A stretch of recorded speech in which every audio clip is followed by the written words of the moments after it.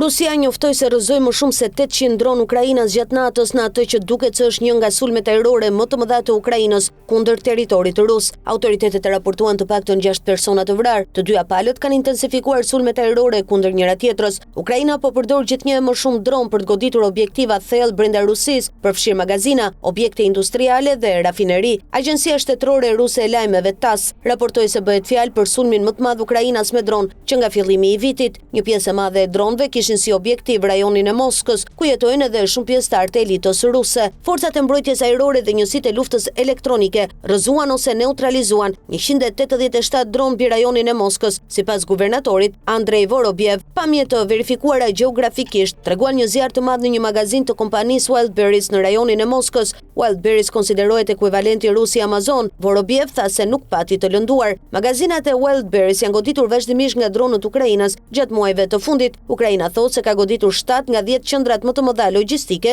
të kompanisë. Sipas ushtrisë ukrainase, magazina e goditur të dielën kishte një sipërfaqe prej 250.000 metra shkatror. Kievi pretendon se Wildberries furnizon ushtrinë ruse dhe ka shtuar sulmet kundër pjesëve të tjera që i konsideron kritike për ekonominë ruse. Kompania njoftoi së fundmi se do të ndërtojë kapacitete të reja magazinimi në Kazakistanin fshinj. Një burr 83 vjeçar humbi jetën të dielën në një sulm me dron në një zonë tjetër të rajonit të Moskës. 5 persona u vranë në rajonin jugor të Rostovit, sipas guvernatorit të rajonit. Ushtria ukrainase deklaroi se gjatë sulmit në Rostov u godit një ndërmarrje e kompleksit ushtarako-industrial që prodhon karburant të ngurtë për raketa të përdorura në sisteme të ndryshme ruse të armatimit. Të dielën Agjencia e Menaxhimit të Rrezikut Detar Marisks njoftoi se një cistern greke nafte ishte sulmuar ndërsa ndodhej pranë një pike ankorimi me bov afër portit rus të Novorossiysk. Sipas kompanisë, anija u godit 2 herë dhe Ukraina ka të ngjarë të ketë qenë përgjegjëse. Megjithatë, nuk janë konfirmuar lloji i armës së përdorur, shkalla e dëmeve, gjendja e ekuipazhit dhe statusi i ngarkesës. Ndërkohë, Rusia vazhdoi të godiste kryeqytetin Ukrainas Kiev me raketa dhe dronë.